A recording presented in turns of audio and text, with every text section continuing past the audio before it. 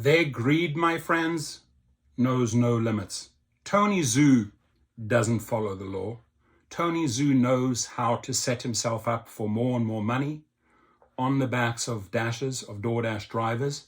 Here, the Attorney General Raoul announces an 11.25 million settlement agreement with DoorDash over delivery tips.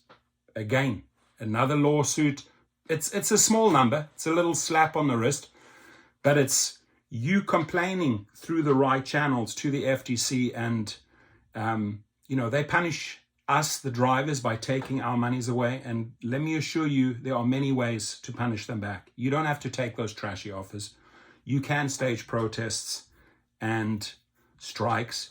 You can form unions like they just did in Massachusetts in this election on question 3. You can turn to social media. You can file small claims for lost earnings if they decide to deactivate you. You can punish them back. Don't take Tony Zhu's shit. Don't, right? You got to mobilize. You got to get strong. And who knows, the next fine might be 110 million.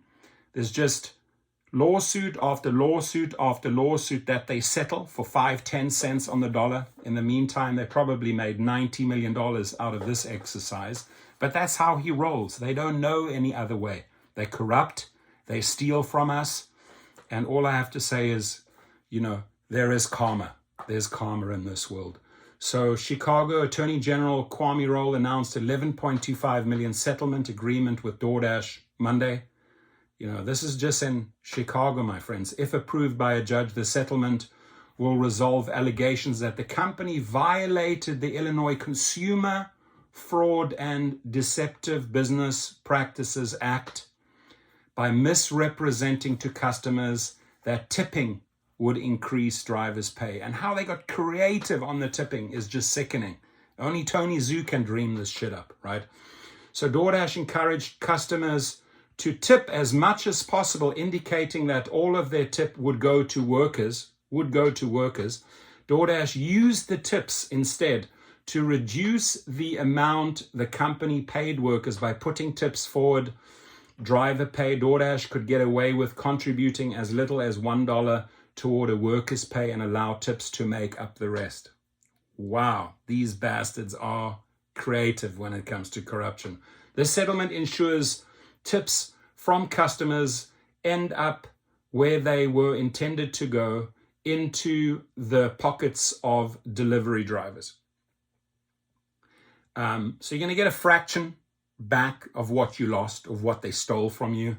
But the main thing here is to mobilize and get stronger and stronger. And I strongly suggest you look at what Massachusetts just passed. Now, it's time, my friends.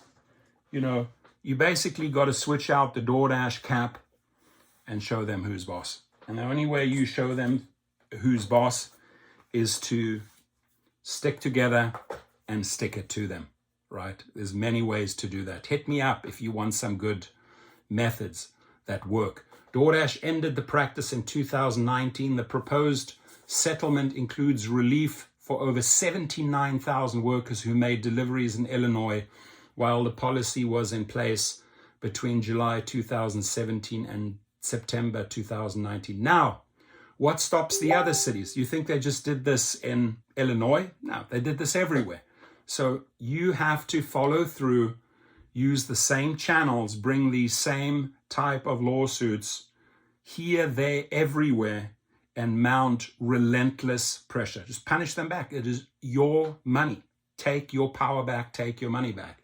The settlement requires DoorDash to maintain a pay model that does not use consumer tips as a factor when calculating its own contribution to workers' pay. It also requires the company to make clear disclosures to both workers and customers, which they never do. So I'm glad you got a little slap on your backside, Tony Zhu.